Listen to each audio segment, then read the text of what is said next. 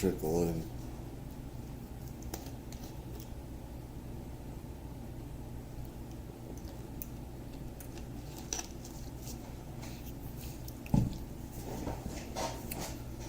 Right, alright.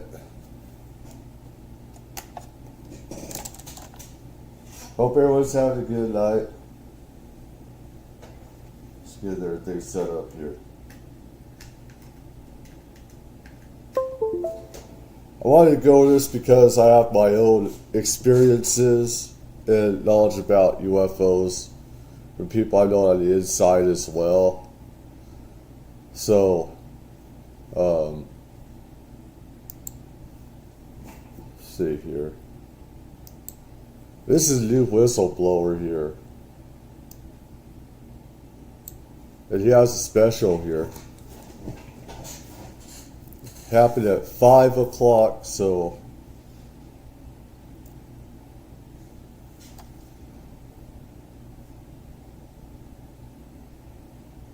UFO whistleblower coming forward to News Nation, the closest man yet to an alleged UFO crash retrieval program. We're just about a half hour away now from the exclusive News Nation special report by Ross Coulthart detailing Air Force veteran Jake Barber's shocking claims. For years, people like David Grush and Lou Elizondo have alleged the existence of a secret government UFO program. But now, Mr. Barber says he knows this is true because he was a part of it. The whistleblower claims he was contracted as a helicopter pilot to retrieve all kinds of crashed craft, some top secret, but... I mean, well, I gotta start off. I've known about this for about 30 years. I heard about us having retrieval programs. We went into Iran over there, Iran, and we retrieved a UFO over there. This was during the late 70s, early 80s. So we have at least 4 teams, 4 special operations teams that are doing this around the world. But explainable. Others, he believes, were of non-human origin. Here's Barber explaining what he saw. So tell me about the moment when you realized that you were involved in a retrieval of non-human technology, alien tech.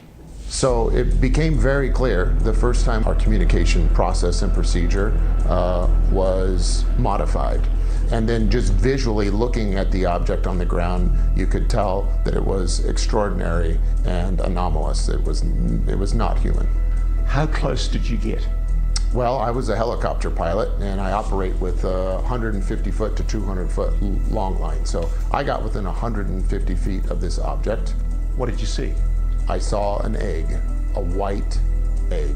Was there any visible propulsion system on it? No, not what we would know. There's no engine, there was no thermal signature. I was operating at night when I finally came in to pick it up, so I'm working under night vision goggles at the time. And it was quite clear. I flipped them up, flipped them down, and looked at it a couple of different ways. How did you know that that egg-shaped object was non-human in origin?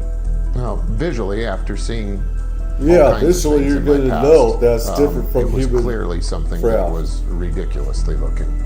It's inconsistent with anything I'd ever seen before. It's pretty I can damn also obvious. tell you that the reaction by my team, we all knew we were dealing with something extraordinary. And at no stage were you ever subsequently told that the craft was of non-human origin? I will tell you that during this process, over the last couple of years, it's been confirmed to me by ranking members of the UAP task force that what we were working with that night was in fact NHI, and it was not a unique experience. News Nation special correspondent and investigative journalist Ross Coulthart is joining us live now. Ross, it is always so good to see you, and I know there is so much interest in this brand new report. You've been working on this story for more than 2 years now, starting with the revelations from David Grush, and now we are hearing this firsthand account, a man who says he has direct ties to this program. What surprised you the most? Yes, 2 other Good guys. evening, Natasha, and well, what surprises me the most, I think this is just the beginning. I think I just spoke a few minutes ago to Jake Barber and asked him how he feels about coming out like this. And one of the things I often feel as a journalist is we persuade people like him to come out publicly and talk. And I don't think people realise the level of courage and care that it takes to get to this stage. The people like Jake who show the tenacity and the purpose to actually come out publicly and speak like this need to be acknowledged. There are other whistleblowers in the backdrops who are watching to see how he will be received. And I guess the big takeaway for me, Natasha, is I just hope people recognise what this person has done. Because we've been waiting for somebody like this to come forward for many years.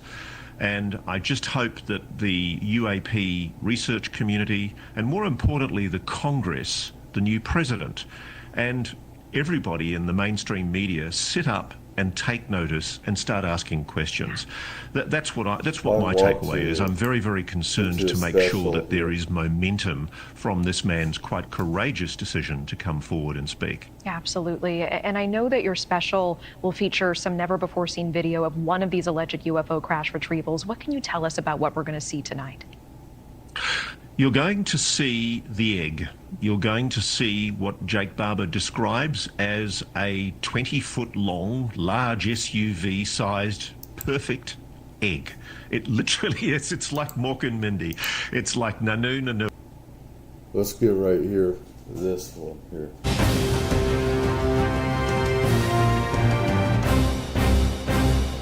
Hello and welcome to this special edition of Reality Check, following straight on the heels of what I do think is one of the most important stories I've ever read. Jake Barber, you'll accept, is a very difficult story to take straight away, and I can appreciate people may be feeling some degree of ontological shock with claims of psionic influence on non-human technology. We've been told yes, I know, by the US military and by very cleverly placed films in Hollywood and books that psychic phenomena is nonsense. But I'm thrilled by recent developments like the telepathy tapes, which, despite the debunkers, continue to show quite interesting evidence of psychic phenomena. And I've known for a while. Yeah, I've been around some of that psychic stuff myself. I know about that. And whatever the technology or the intelligence is that's purportedly behind what we're seeing in our skies, our oceans, and in orbit. So to help me analyse the implications from this story, I'd like to bring in two very special guests. First up, Rear Admiral Tim Gallaudet, who's a long-time friend of the show. We've interviewed him before. He's a former head of the NOAA and a very senior retired military officer who's given very distinguished service to his country. And he's recently spoken out himself about how he believes that there is some kind of NHI presence engaging with this planet that seems to want to be heard. And also joining us is a correspondent from The Hill, another good friend of the show, Marek von Rennenkamp. Welcome, gentlemen. Now, I'm not asking you to be nice. I want you to be brutal. I'm expecting we'll get the inevitable debunkers and trolls taking a swipe at us. So let's get that street cred going. Make any comments about the show or ask me a question, fire away. Well, let me start here. Thank you for having us on, Ross. And I cannot verify 100% that Jake is accurate and legit because I don't know him, and I don't know the fellow Air Force personnel that vouch for him.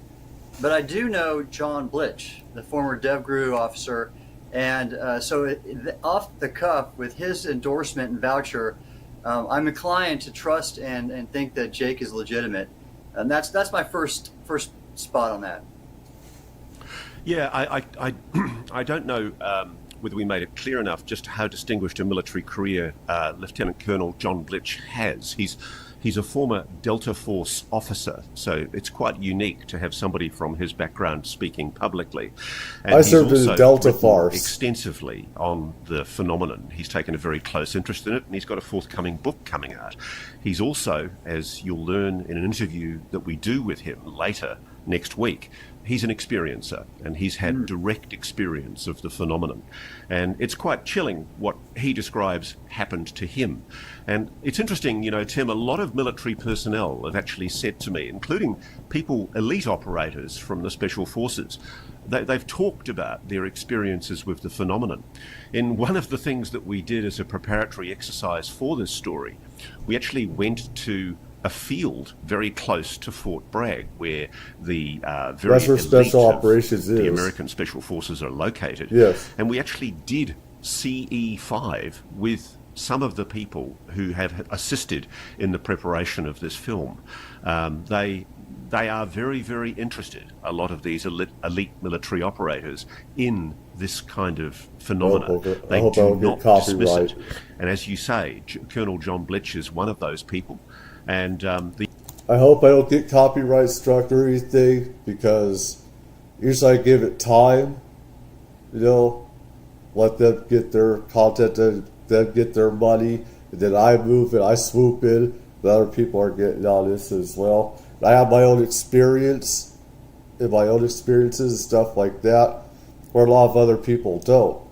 So the other two people, Don and Fred, who backed up Jake's story, and they have first-hand experience on the range with Jake, which is quite extraordinary.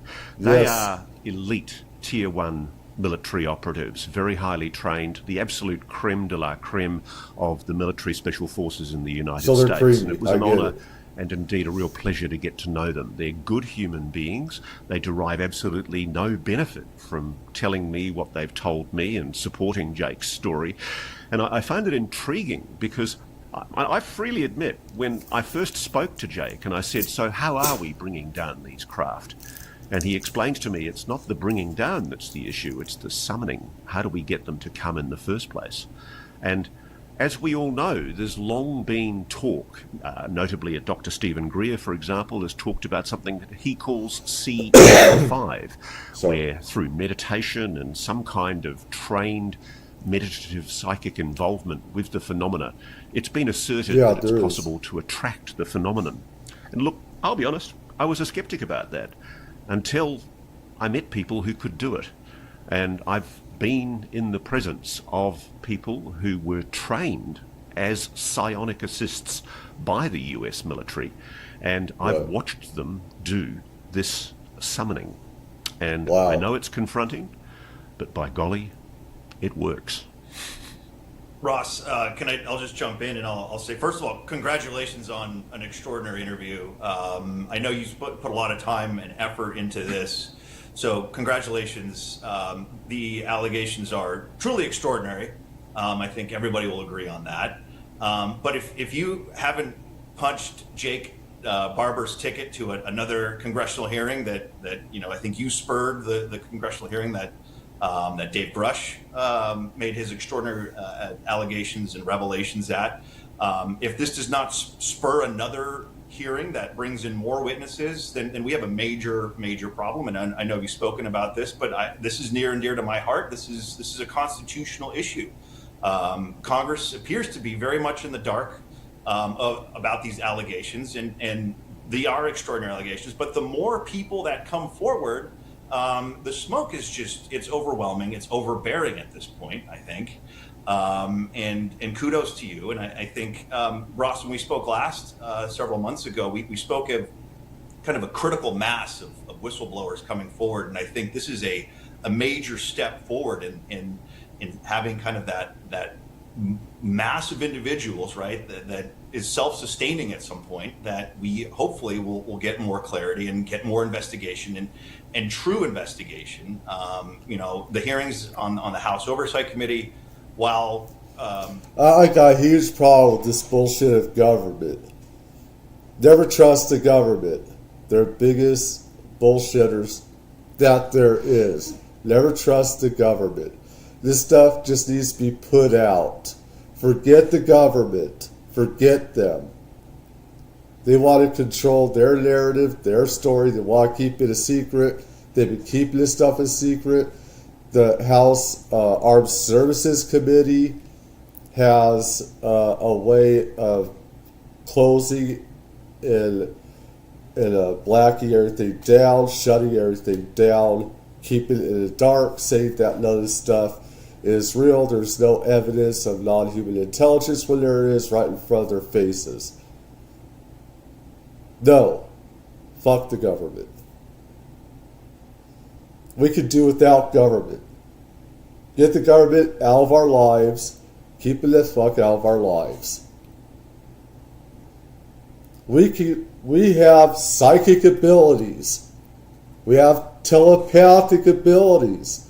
We have a chance to communicate with other extraterrestrial civilizations. Keep stupid government the F out of this.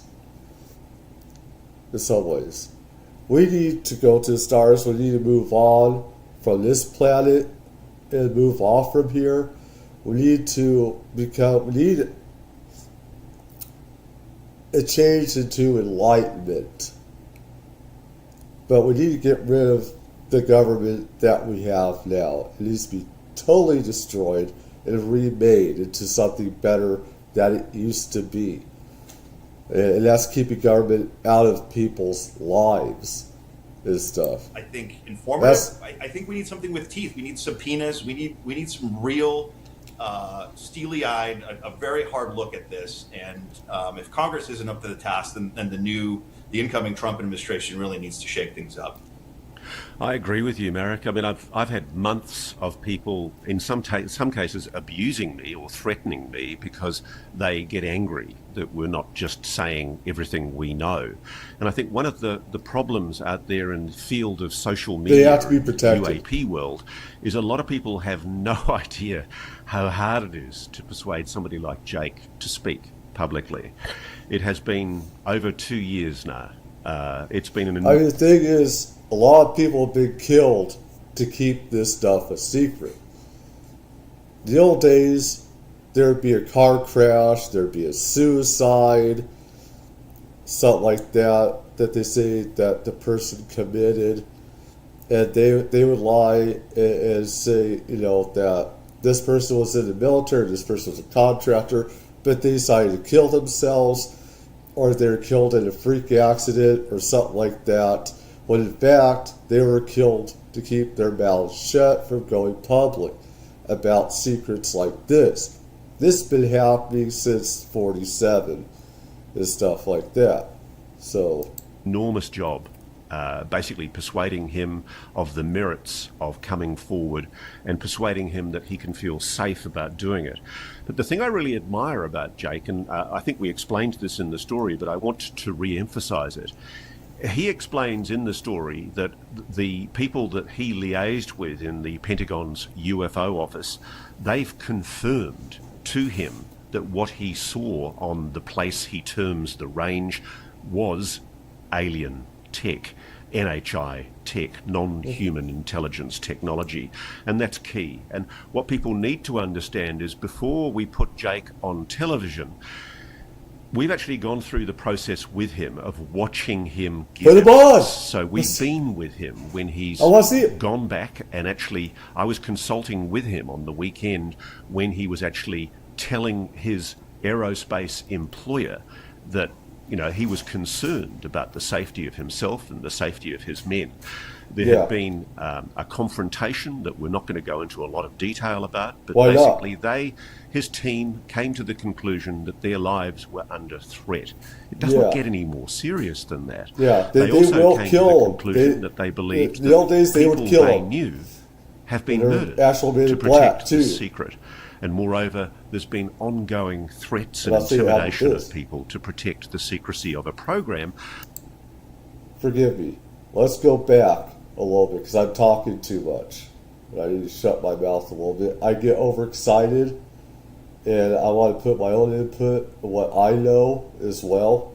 But let's go back a little bit. I need to just sit back and listen to it. So I apologize, but sometimes I do that. Came to the conclusion that their lives were under threat. It doesn't get any more serious than that. They also came to the conclusion that they believed that people they knew have been murdered to protect this secret. And moreover, there's been ongoing threats and intimidation of people to protect the secrecy of a program that, frankly, I know Congress, it has not been properly briefed about. Just to address one thing you say as well in your commentary, yes, Jake has given evidence to the Senate Select Committee for Intelligence, but the way they do this is very interesting. I think there's a cordon sanitaire.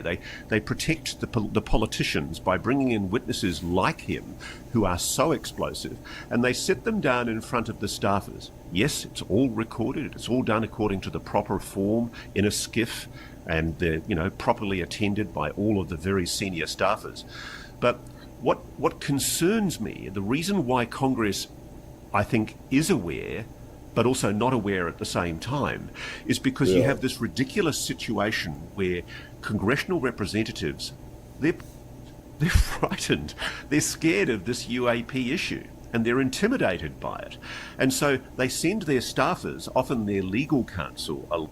I think the thing is that you know about this stuff, and it's like, well, where's that put us? I mean, the thing is, a lot of people are saying, well, why don't we put ETs in charge of global governmental affairs? And I think a lot of them know that this is a threat to their livelihoods. And let's be honest, politicians, the only thing that they're usually good at is arguing with each other about issues and not really doing what they're supposed to do for the people. But we don't see it. We see a bunch of arguing, a bunch of fighting and stuff like that. So that they have legal professional privilege to protect the secrecy of what they've been told. And there may very well be a private briefing. I know, because I've spoken to senators in particular who have been briefed about these allegations. But what's happening, I think, is a timidity, a fear. And we know, I mean, I'm not going to name names, but we know that there have been people at very high levels in some of these committees who have basically misused their positions to suppress public awareness of this issue. Yeah. And I agree with you. At the heart of this is a constitutional issue. I mean, when somebody like Tim swore an oath to serve as an officer in the US Navy, which he did, and reached the absolute pinnacle of the US Navy, he swore an oath to the Constitution, not to the US Navy. He swore an oath to the Constitution. And the lawyer in me, the attorney in me, feels that that's an extraordinarily important obligation. And when I've talked to the military people, and believe me, there are dozens more than the people that I've put on the TV today, when I've talked to military people who've basically told me about what they know of this legacy program, they're torn. Because they're patriots, just like these men that have spoken today. They gain absolutely nothing by speaking publicly like they have today. All they gain is a whole lot of hell. They're going to suffer the slings and arrows of trolls and debunkers. There'll be the inevitable attacks on them. Sure, every little detail of their personal lives will be dredged through, and they'll be looking for... and they'll throw it at them, just like they did with David Grush. And frankly, it's a disgrace. I think part of the problem at the moment is the UAP community needs to take a long, hard look at itself and stop treating this like entertainment. It has to acknowledge that this is serious. We are talking about egregious breaches of the law, including the criminal law. And so Congress, the mainstream media, the president, the incoming president, they all need to wake up. Well, I mean, what's happening here is that we have criminals that run the U.S. government. And there, is somebody, I'm talking about both sides of the aisle, okay? All different politicians, all right? And they also want to give more to the military-industrial complex. They want to say that this is a threat from this country or that country. And while there are threats to, foreign technologies, stuff like that, the thing is, there's good and bad with ETs, not even intelligence, stuff like that. There's bad, evil ones, just like with humans, and there's good ones. And the thing is, we have, like I said, psychic abilities. We all have this. We have, some of us have healing abilities, Some of us have other types of abilities. I've had it myself before, and we have chats of enlightenment and stuff like that. And a lot of senators, a lot of people can make money off of secret technology. And I just see them as just more warmongering and stuff like that. If you notice, if you see these Senate hearings about how they always make it a threat with another country and stuff like that, and that's just a small part of that, of what's the reality of all this. Themselves and realize the significance of what this reveals. Tim, I guess I don't expect you off the top to endorse, and I would be shocked if you had done. I don't expect, and I never expected either of you to endorse the credibility of Jake Barber, because it's been I know a stuff proving exists. process for me I know over for decades, literally but years. And one of the things that I've had to do is talk off the record to people at a very high level in the military. And I'm sure you've had this experience as well, Tim, and I'm not asking you to name names, but there are good people I'm talking to in uniform, patriots who are in very senior roles in government, who are praying that this... I think you're a patriot if you're willing to come out and say, this is real bullshit, it needs to stop. And there's no reason to have this secrecy there, okay? Because, we have real sociopaths around that want to control this technology and make money off it, like I keep saying over and over again. And it hurts the people more. And it's about civilian suppression and keeping this out, reach out civilians, and whether it's to use limitless technology, energy, stuff like that, free energy and stuff like that, and global economic bankruptcy of oil and all this other stuff. There's lots of things to think about with this, and there's good and bad reasons for it. Keep it so secret and not, but it needs to come out. It does.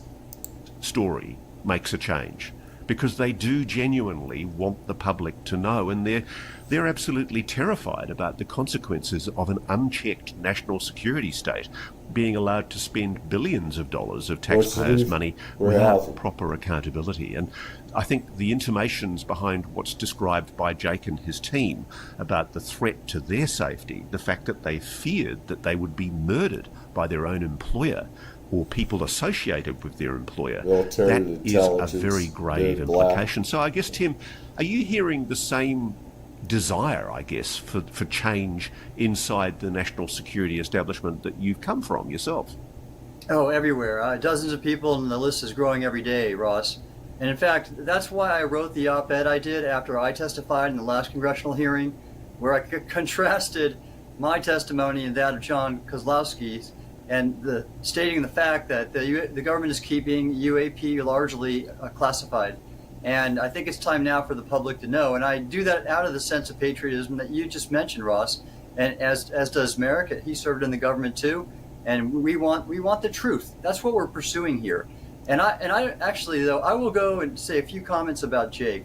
I am inclined to believe him, because I don't think this psi topic is weird or controversial, as I guess most people would say. Think about it. The CIA had the Stargate program, and they've said or claimed to have disestablished it, but like so many of those programs that have been uncovered, they still continue, most likely, in a classified version with a different name. They're still doing it. And they're doing it right now. If you look at Joe McMonigal's interviews, I know the that validity of the remote viewing phenomena, which is telepathic in psi, is really 100%. It's documented in scientific papers. You have institutions like the Department of Perceptual Studies, I believe, DOPS, in University of Virginia. I know some adult performers, adult stars, that one in particular, where we know something's going on, and some of us, and we have like some of that like psychic connection and stuff like that. And sometimes we know when somebody's having an off day or a bad time, and you can feel that. You know something's up. You know, so it's quiet. Something's going on, and stuff like that. Virginia, which has rigorously examined these psi phenomena for 50 years and documented them there very well. I think the reason we're not being more open as a public is because the government has tried to suppress this and cast a stigma on it, including UAP. There's also the religious aspect of this as well, where you have stupid idiots saying that this is stuff of Satan, this is demonic. You have these idiots that, you know, this is in, they have no idea. It's all fake and stuff. And there's nothing demonic, there's nothing satanic about this. And with ETs, it casts away all the stupid religious stuff that we have. And there is heaven and hell, there's other dimensions. I've had near-death experiences. And the religions that we have is all based on tribalism, tribes that hate each other. And one say the other's better than the other. And they like, you know, they're scared of stuff like this. And what they, even with ETs, UFOs, and psychic stuff, is that you have these idiots, you know, different religions say this is demonic, and it's not. It has nothing to do with that. That's fake. So I think there is a connection. There's a large body of scientific evidence behind it. And what I'd like to see, and I truly hope for, Ross, is that this interview is going to be one of many, and the other operators or contractors that are working with Jake will come out or have worked with Jake, and then we'll start really seeing a groundswell. My desire is that this will lead to a new Copernican revolution for our understanding of reality, where we're not at the center of the universe and we're not the only form of higher order intelligence life. And just think about all the different research efforts in universities and institutes to explore the nature of this new intelligence. It's just and the technology and the psi phenomenon, which is not being explored as widely as it should be. All technology, science, technology. Tim, the thing that really higher shocks consciousness is I'm talking and to everything people, else. both military We're personnel, not human. We're much individual more civilian human. personnel, and particularly scientists inside the Legacy program. I'm in the ridiculous situation whereas one of the few journalists that worked in mainstream media covering this issue, with the exception of somebody like Marek, for example, it's a very rare area to get involved in. And I've had the most extraordinary people reach out to me. And they are sitting, watching this. They're waiting with apprehension this weekend. And they're terrified that there's not going to be a response from the new administration. They're skeptical. Yeah, I think they think President not. Trump will wimp it. They think that there's every probability that, like every president before him, he's going to accept the lame national security arguments that the public should be kept in the dark about this for another 30 or 40 years. And that's certainly what the gatekeepers are trying to do. One of the things I've noticed, by the way, is there are trolls who are building Twitter accounts trying to use the algorithms of social media to run the public opinion on social media to try and direct adverse comments about Jake. And we've been tracking it. In fact, we've been tracking it in quite a sophisticated way for the first time.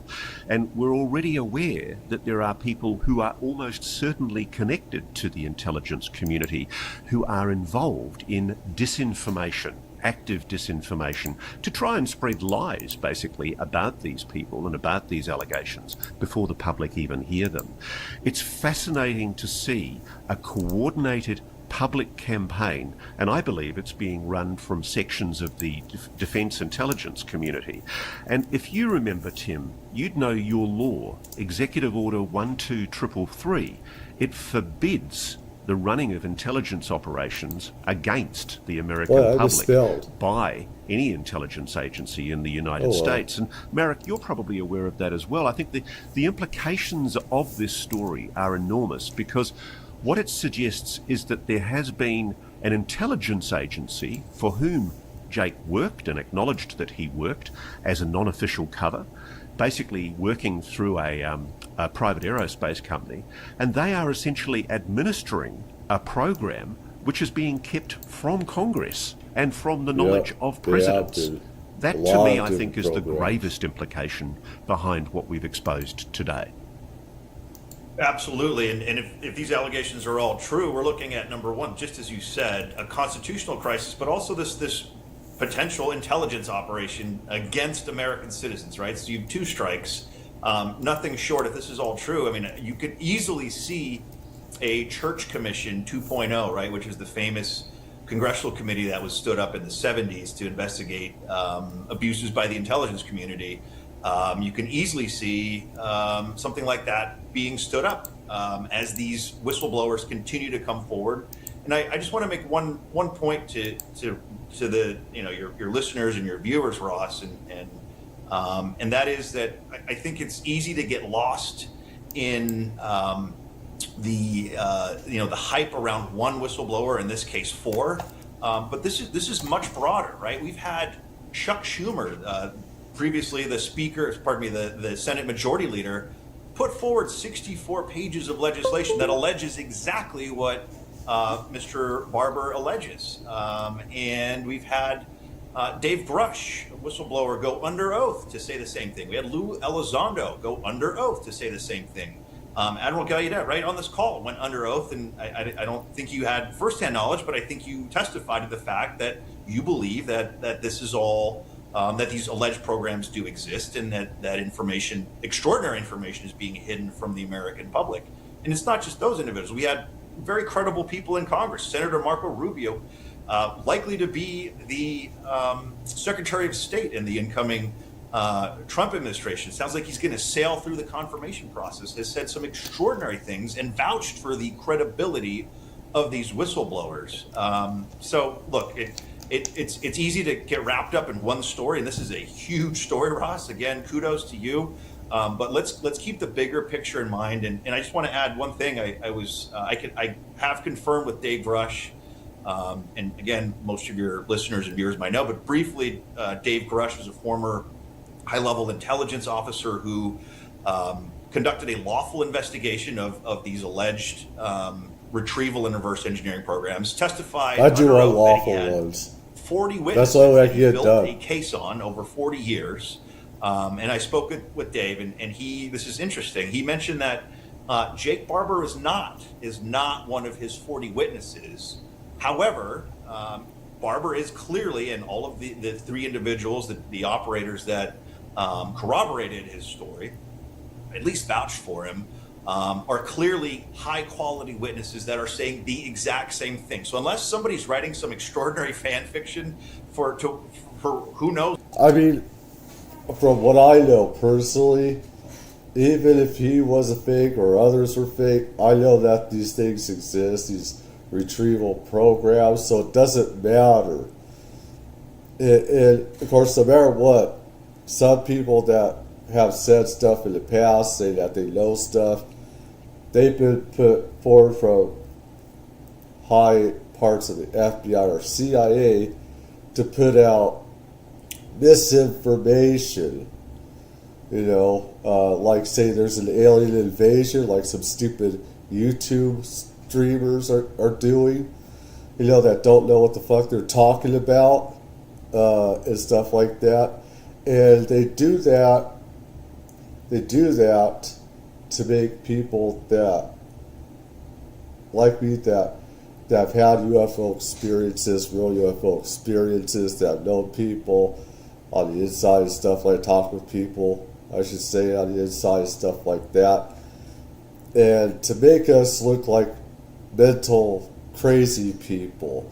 And when these alien invasions don't happen, that's, we look crazy, we look stupid. And so you have these psyop things going on to discredit, UFOs and put out misinformation. So that's always something you have to worry about. But nowadays, you have people they're in these offices, they have these badges, they have these IDs, saying, hey, I was here, this is what happened, stuff like that. This is a bit different. So, knows what end. This is something, these are all allegations that we need to take extremely seriously, precisely because we're hearing the same thing over and over and over again. Yeah, I Ross, can tell you. let's then America's spot on, and I want to pile on that and address the incoming Trump administration, as you pointed to. In addition to Secretary Rubio having spoken out about UAP, we also have John Ratcliffe, of course, who's likely to be the CIA director if confirmed. He's done the same, and then Mike Waltz has also done that, and he is likely to become the next national security advisor. And so those are three real positive potential allies in this effort. And know a couple of other things, and I can say this with authority because I was the Trump appointee, that he is disruptive by nature. I think no one's going to argue that. And if anything could be more disruptive for the status quo, it'll be UAP disclosure. So there's an inclination there. He's also has tended to stack his administration with innovators. For example, the next director of the Office in Science and Technology Policy, Michael Kratsios, a good friend of mine, an ally when I was in the administration. He was the chief technology officer in the White House. And I could see him looking at the technology spin-off potential of this as being great. And the other thing, and there is a desire, there was in the last administration, there's a desire in this one to show American leadership. And I mentioned that in my Hill op-ed that I mentioned previously, that this is an issue where we really stand to do that in the world. And I think when opportunities are presented like that, they're likely to be moved forward. And so that's actually a role I'm taking on. I made this recommendation for the Trump administration specifically in my op-ed. And as people start getting into office next week, I'm going to be engaging them. One of the things with Tim, I really admire you as such a senior retired military officer taking the courageous step to speak out. And a lot of people watching this, and I know I've got friends who I spoke to before this program, and they encouraged me. They're in uniform, very high levels, and they encouraged me to go ahead with the story. One of the things I always do as an investigative journalist is I go to sources and I say, look, I've got this story. For God's sake, if there's something I need to know, I know, there's top secret SCI compartmentalized clearances. There might be something I don't know. For God's sake, let me know. Tim, one thing I want to ask you, a lot of people wrestling with the decision about whether they should come forward or not. They're looking at you because you've taken such a strong leadership role in such an admirable way. Have you suffered blowback? Has this damaged you at all in your standing amongst your military peers? Have you suffered threats or intimidation of any kind for taking the stand that you've taken in so courageously speaking out and revealing your knowledge of the existence of this possible NHI phenomenon? That's their side. Well, the answer is yes and no, Ross. In fact, I was at a professional society meeting this week, and a few people I know talked about it, but it was all in terms of support.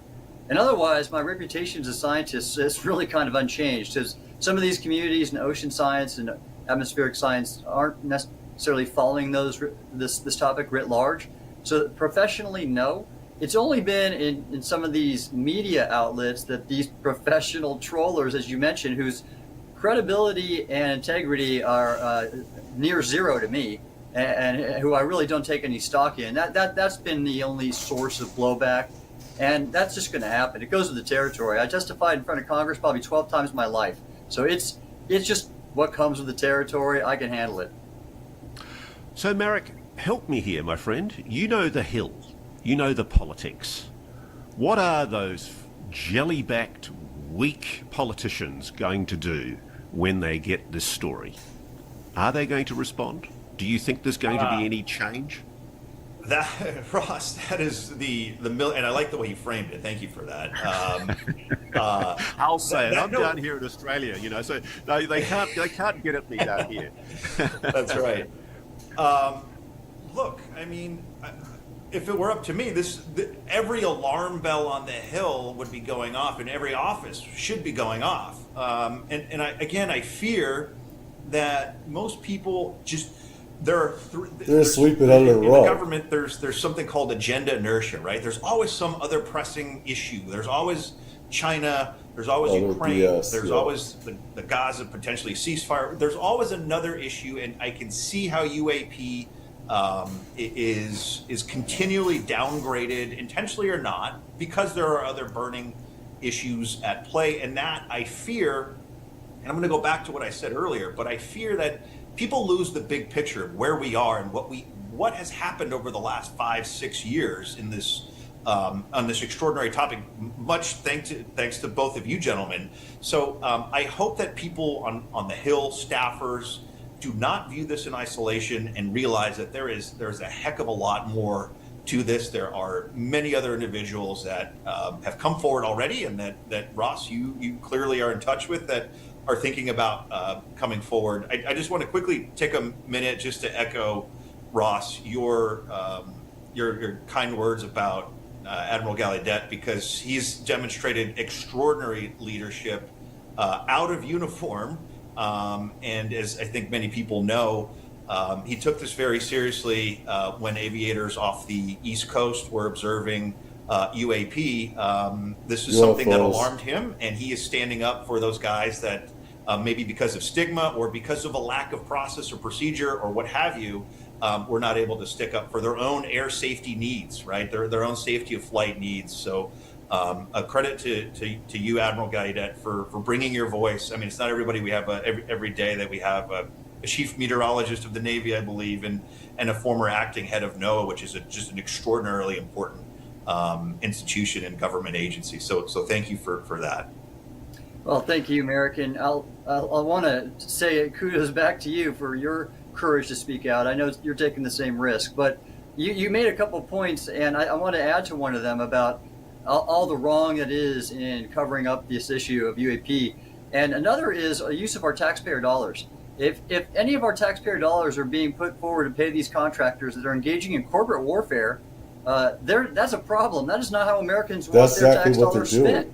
And so another opportunity that the incoming Trump administration has is to restore trust in the government, because it is at an all-time low.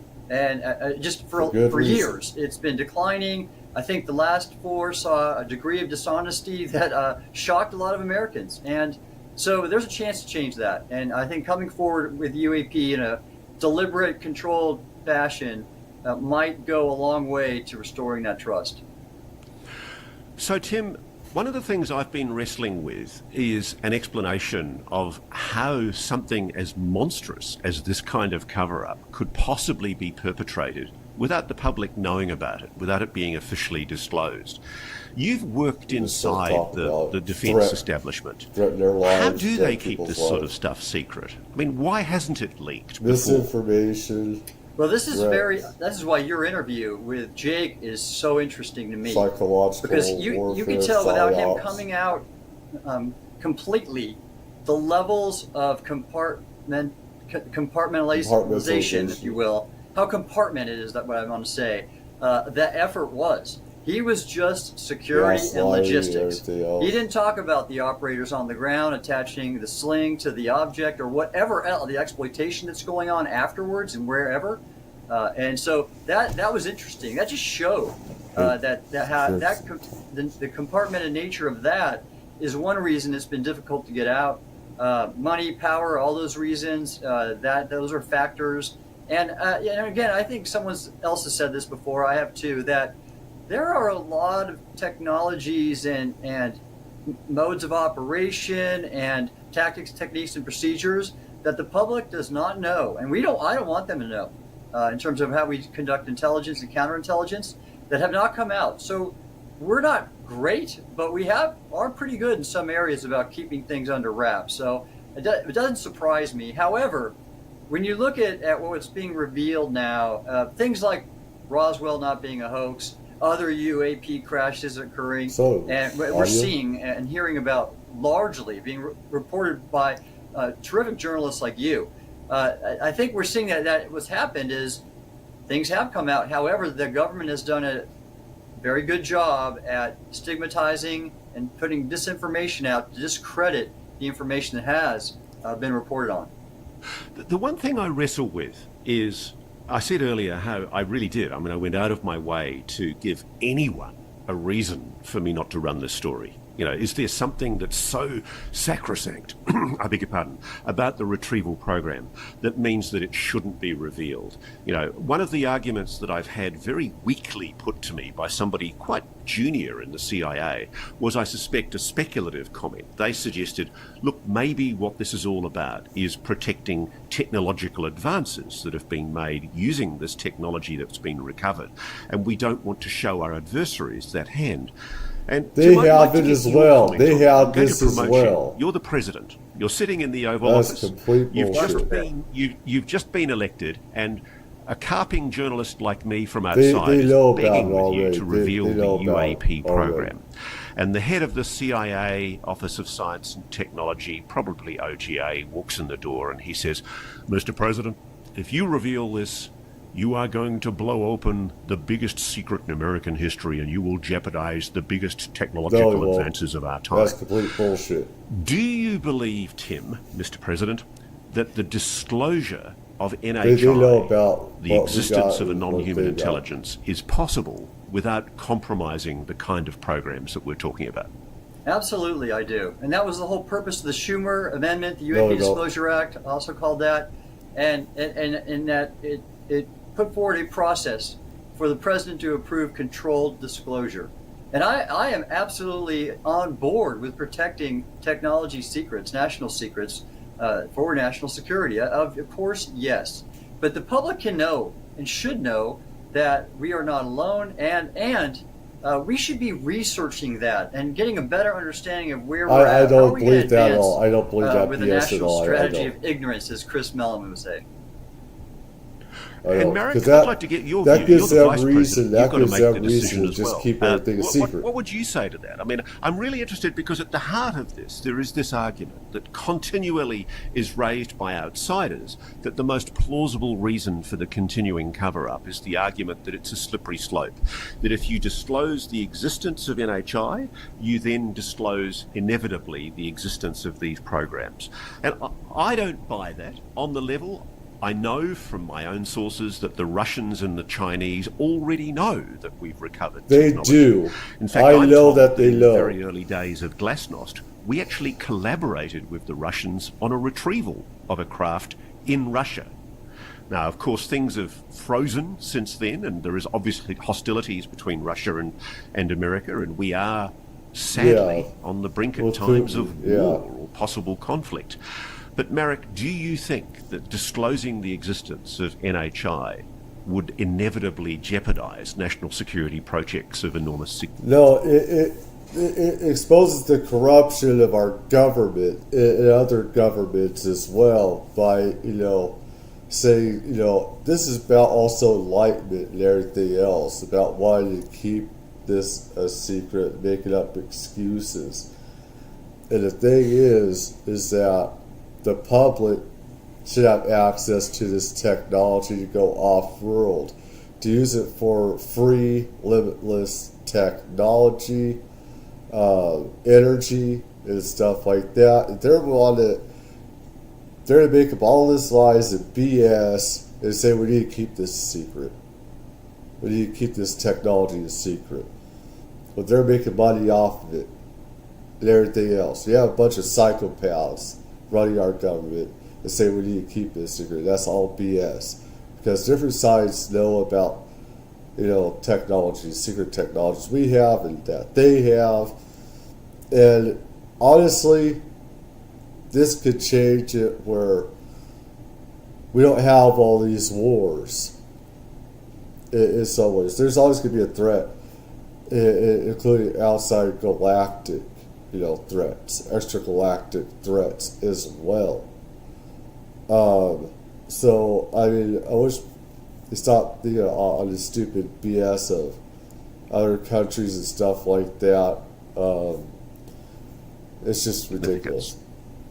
So, assuming there is NHI and all these programs that exist, got to be a good journalist and be objective here. I agree completely with Admiral Gaudet that no, I think that it can be done. However, if these allegations of contractor on contractor firefights. I mean, if anything like that is remotely accurate, the gatekeepers of these programs, these alleged programs, I can see them fighting tooth and nail because, as they say, the cover-up often is worse than the They want crime, to control right? this technology we're for dealing themselves. with a massive scandal. So I can see why certain individuals would be fighting tooth and nail against disclosure to the point of potentially blackmailing or threatening politicians, lawmakers, and so on and so forth. But bottom line, to answer your question, no, I think the two can be bifurcated. And I want to maybe just quickly touch on what I think, putting on my kind of national security, my geopolitical hat here, regardless of whether China or Russia have recovered these craft, and the Senate Intelligence Committee put out language basically suggesting that, didn't make it into law, but it did come out of the committee. We haven't had a single substantive discussion about the geopolitical ramifications of that announcement, let alone the financial, the economic, the social, the cultural, but the geopolitical. That's something that I grapple with, and I really struggle with, because nobody has had that in-depth analysis, conversation of what does this look like globally? How do our adversaries respond? Are we all going to sing Kumbaya because we're not alone in the universe? I don't know. That hope is not a strategy, right? So this raises a host of questions, and I suspect, frankly, that what I just discussed is a reason why a president or a vice president or whoever is a decision maker would be hesitant, shall we say, to disclose this to the public without having that intensive tabletop exercise, that red team, right? That exercise to talk through what the ramifications of that disclosure are and how it's done.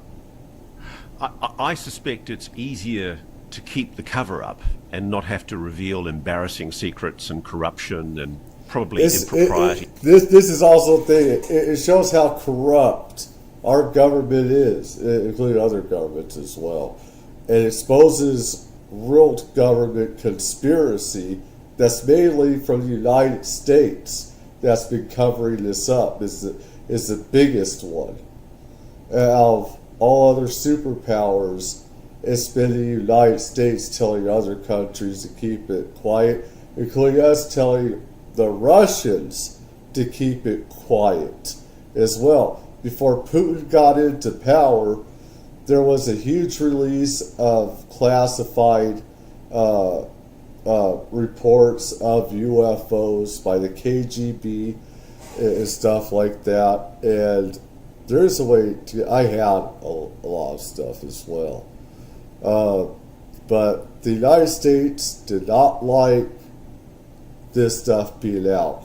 And I think a lot of intelligence in the United States wanted someone like Putin in power to keep the status quo going and keeping UFOs a secret, like they did in communism USSR back when. And now it's back to keeping things quiet and secret about UFOs. China has their own ways of keeping things quiet. They just don't talk, and stuff like that. Though some UFO stuff does get out. I'm surprised it does. But there is massive corruption, and they don't want people to know more about how corrupt our government is and intelligence is. It's embarrassing, and they shot themselves in the foot.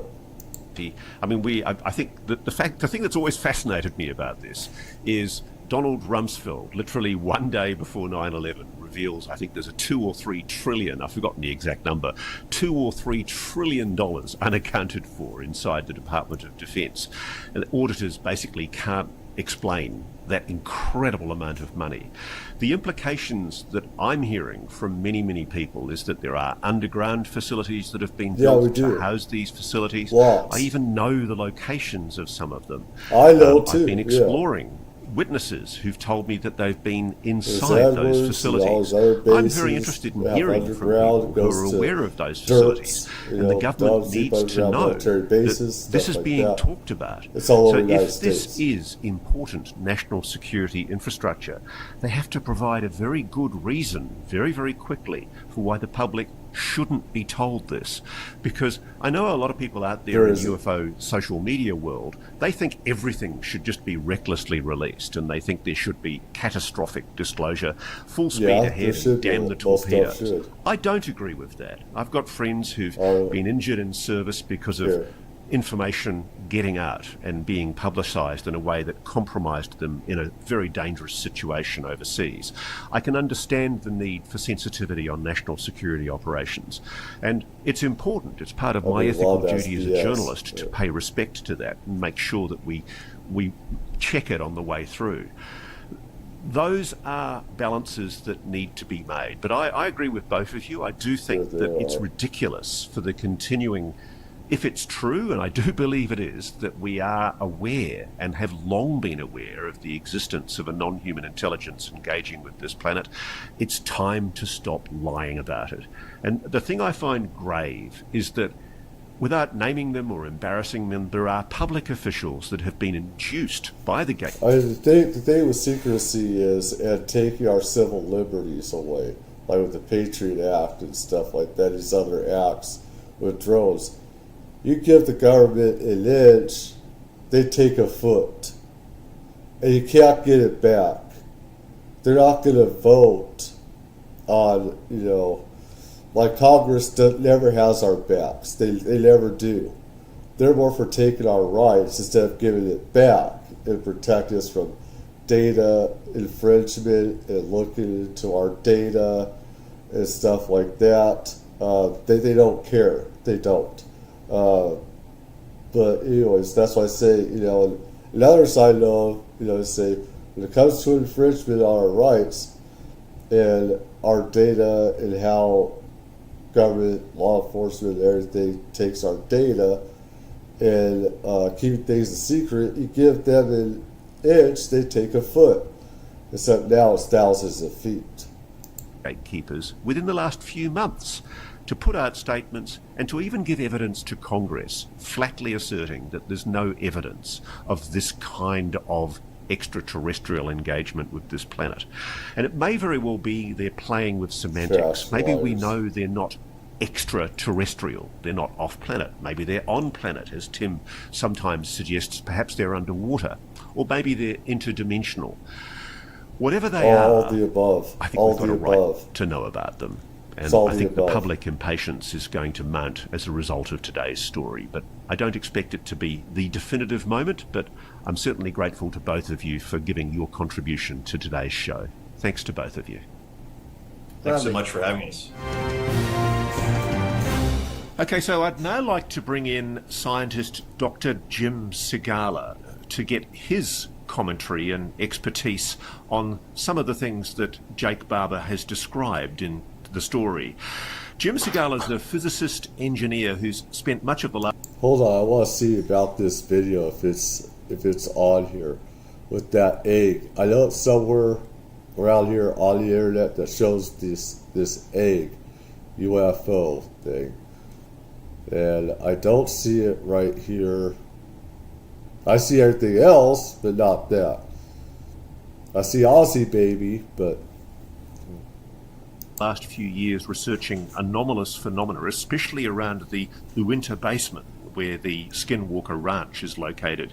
He's got a PhD in physics and advanced degrees in engineering. He's been involved in anomalous phenomena research for decades, and he's got many connections with most of the well-known scientists in this field. And most interestingly, of course, he worked very closely with the ORSAP, BAS program studies that were run out of the Defense Intelligence Agency at the Skinwalker Ranch, where a lot of experiences reported anomalous phenomenon.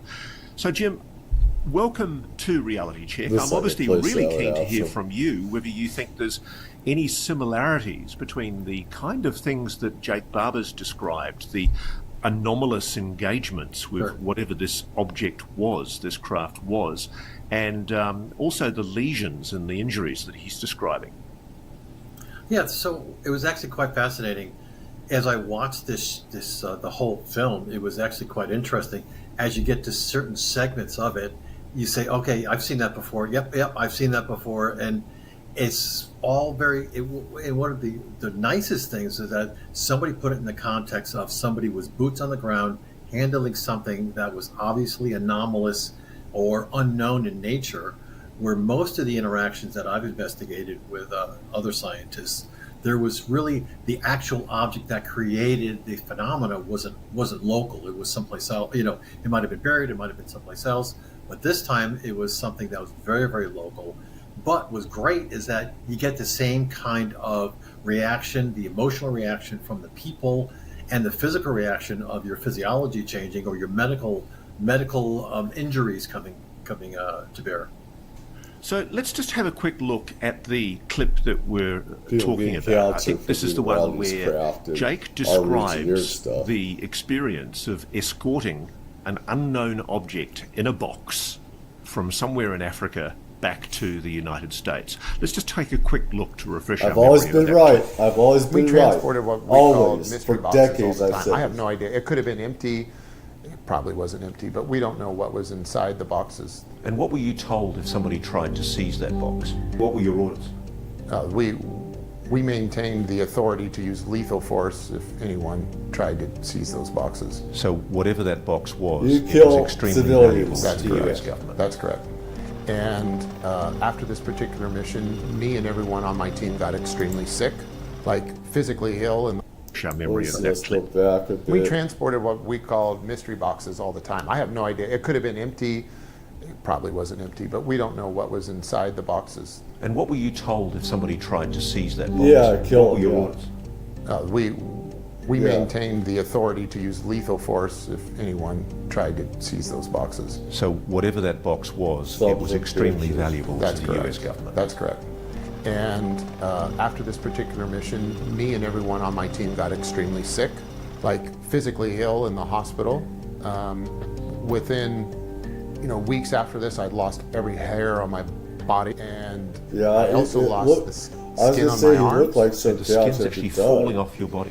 Yeah, like not just falling off, like it was lopping Yeah. off within a couple of days, like a severe sunburn.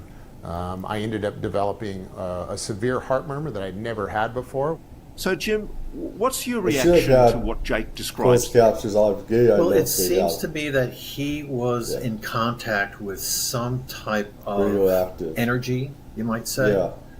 that left a medical footprint That on his happens body. all the time. And that's not something that you can manifest in your head. So obviously something actually did happen to him. There was no question This that happens all the something time. did. And there was a lot of other things that happened to him during that period that he narrated, that in his narratives, that led me to believe that, he was very earnest about this. I mean, so I believe this actually did happen to him. There was nothing construed. And to have those things happen was, very similar to other types. What would cause, for example, skin to literally peel off somebody's body? What kind of exposure causes that? So This is a type of energy I can answer that myself, because I know myself. It's a type of propulsion device. It's a technology. It is the hardware that's in these, or I should say more along the outside of the craft, not always the inside of these ET craft, but it's usually the outside that the energy, the propulsion, and the stuff that fuels these craft to move back and forth in and out of time and space and everything, that's toxic to humans. It's not always inside. It's not so much the inside, but some of the stuff some is the inside as well, but not always. It's more the outside, where people have touched some of this stuff, the debris and stuff like that, gotten cancer, burned, stuff like that. It's mainly the outside, the shell of it. But Sometimes radiation will do it. So if you ever have any problem with your skin radiation, they do electrons. So they'll actually shoot electrons at your skin and give very, very localized radiation deposits into your skin, which would cause it to have local lesions on your skin. And sometimes you get enough of it, and it will start separating from the dermis. It'll start actually separating and coming and peeling off. And I've had many patients describe this and show this and talk to medical doctors. And actually, this was something that was pretty prevalent when people actually came into contact with dangerous type of objects. The other thing that Jake described were lesions on his body. Have you had that experience yourself with witnesses and other experiences who've been exposed to anomalous? Sure. You said, yeah. Yeah, so what happens is that as your body absorbs this energy, it actually does something to it. So your DNA absorbs it. It actually will affect your DNA. It'll break it apart and turn it into almost like a cancer type of thing where it'll actually have a reaction. So you'll get the dimples, you get the bubbles. It'll almost look like a herpes, but then when they look at it and they actually biopsy it, it's not a herpes. So you'll get these lesions on your skin. Luckily, most of these things dissipate after maybe a week or so. But sure enough, there's a lot of people that have reported that they get these lesions, and they're of course very frightened. Nobody wants to have these things. Sure. There's a few photographs that you very kindly sent us before we went on air. Can you talk to those? What do they show? So those are instances where people have, first of all, witnessed something anomalous. Like they looked up in the sky, there was something floating by, there was an orb, there was a UFO craft. The blood they were never alone. Most of those people were not alone. Other people seen it, but these particular people came back like a day or two later, or actually 24 hours later, and started developing these bubbles on their skin. I see a lot worse. These areas, these blotchy areas that have these pimply areas, almost like they very, very locally burned or actually had a radiation treatment very locally. Right.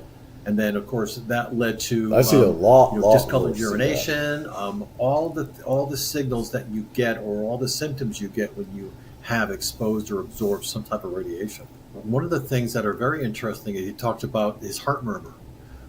One of the interesting things that happens when you have an interaction with these entities, and you have this energy that's coming from them, your body reacts in a very, very sinister way. You get into a fight, flight type of thing where your immune system kicks up, your capillaries shrink, so your blood pressure goes up.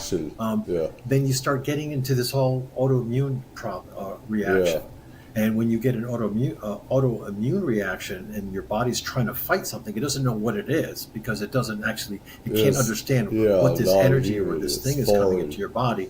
But it could affect your autoimmune responses, affect your heart cells to the point where after a certain period of time, they could develop a murmur. So when I heard that, I said, yeah, that's definite, because then I said, at this point, he definitely got something into his body that that body just did not understand, and it caused this reaction. So that's when I said that's pretty genuine what was happened to him.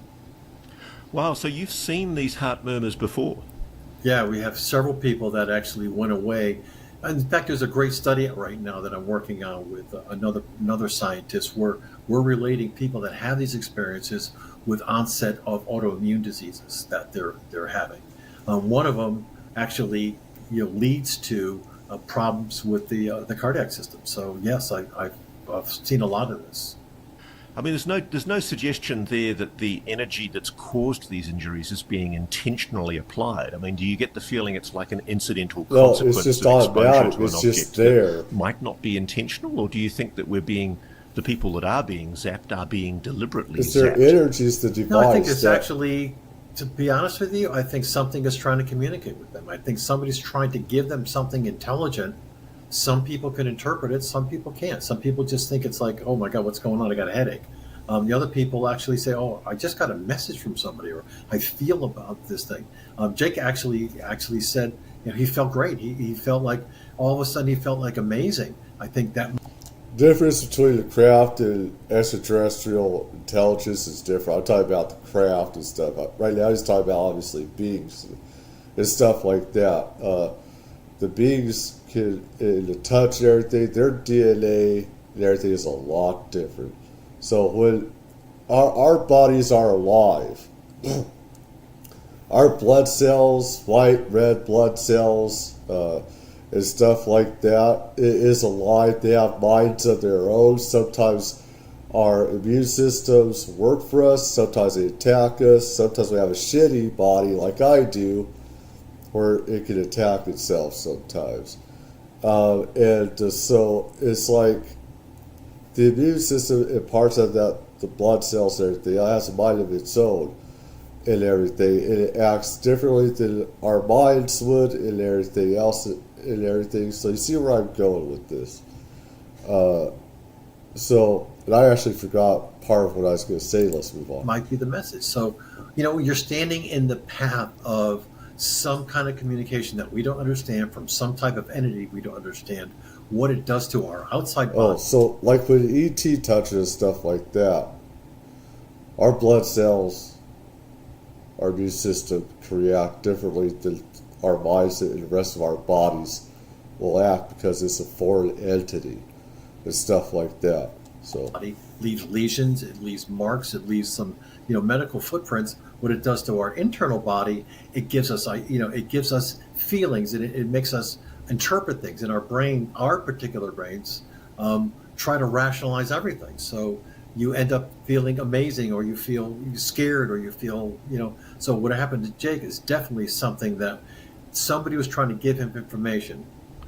So let's roll back a little bit. I mean, I think when I first met Jake, the biggest issue I had with his story was not actually the issue of the United States government secretly being involved in retrieving non-human intelligence spacecraft. I think I could cope with that. The big thing for me that I found very confronting, and it's taken me 2 years to come to terms with it, is this idea of psychic or psionic engagement by human consciousness with some kind of non-human technology. We don't even know if it is a technology. We don't know if it's not. It's a different consciousness. Are craft. It's a they look like type of craft. thing. But can you even begin to try to explain to us what's going on there? Are you familiar at all with the idea of the human mind making a connection with some kind of non-human phenomenon like that? Yeah. So I think it's a conclusion at this point that whatever this is not a radiation source. It is a information source that actually happens to be absorbed by your body in that looks like radiation. But I think primary is that whatever this is trying to communicate to you.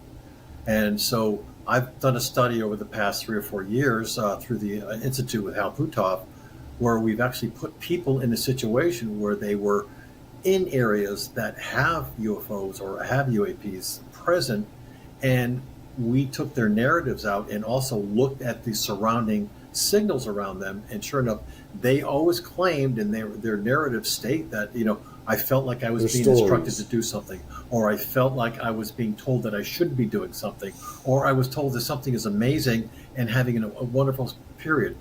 They would go sometimes into a catatonic state where they would wake up hours later, feel amazing, or just feel completely drained sometimes, and feel that they've been in contact with something. So what Jacob was actually describing is not something that's unique to him. What's unique to him is that the object that made this happen was right next to him, and that was actually quite revealing.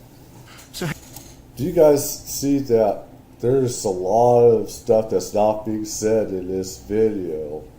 There's chopped up stuff because you're not saying like what kind of entity, or if it's a being, or what types of beings or craft or drone craft ETs are using for communication. There's a lot of stuff that is not in this video that should be, to where we can.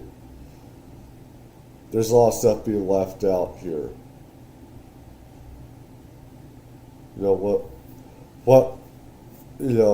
What's the interaction between this being or craft? What's the story with each one here? There's stuff being left out here. It's not making total sense.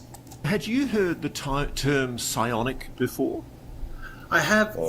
in sense of But a usually science psychic people fiction just type talk of about thing where psychotic, but- you know people can communicate and there's telepathy and things like that, and it has a bad stigma to it where That's people a say, new- "Oh, that's a you're just new- a bunch of crazies thinking you could do telepathy." But everybody, I think that if you talk to guys like Gary Nolan and things like that, they'll claim that everybody has some form of ability Yeah, we do. to reach outside of their mind and connect Yeah. with other things. I think that Out of nature body in itself, if experiences, we stuff had like this that. little bit of ability to go outside of our mind, it would definitely evolve it and make it part of our initial being, because that helps in our flight type of reactions. So can you talk at all to the science that might be behind how the human brain, human consciousness, could possibly engage, if it's real, with a non-human intelligence of some kind? Sure, we have. I mean, if you think of what our brain is, it is like a big ion moving machine where you have all these ions. What ions are is these. What humans think. I'm not all human myself. It's like I am, but I'm not. It's like when you have near-death experiences like I have and stuff like that, we're more than human. You understand that? We're not physical bodies, we're not flesh. I hate that, where humans just think of the human parts. We're not a brain, we're not the heart, we're not the liver, we're something else. We are energy, is what we are. This is what we really are. Okay, we're electromagnetic energy. When people see balls of light running through the forest, those could be spirits. And you have these stupid ghost people, so-called investigators, say, "Oh, those are just orbs of light, energy." It's not true. They don't know what the fuck they're talking about. They don't. If you've been around near death and stuff like that, you know that we're energy. We're not just these physical parts. We are energy. We are much more than the brain. We can know everything in this universe. We can go outside of our bodies and stuff like that. So to be relegated to what the brain could do, and he was only used like supposedly 10% or less, is that we're much more than that. And people need to stop thinking about stupid human terms and what the human body could do, because we're much more than that, or we can be if we choose to see outside the box. Charged particles that move through your body, and anytime you have a charged particle, it could be affected by outside sources. But what's interesting, a charged particle, these particles could be We could go entangled beyond with other infinity. particles that might not be local to them. It might be outside of their head. It might be on the other side of the earth.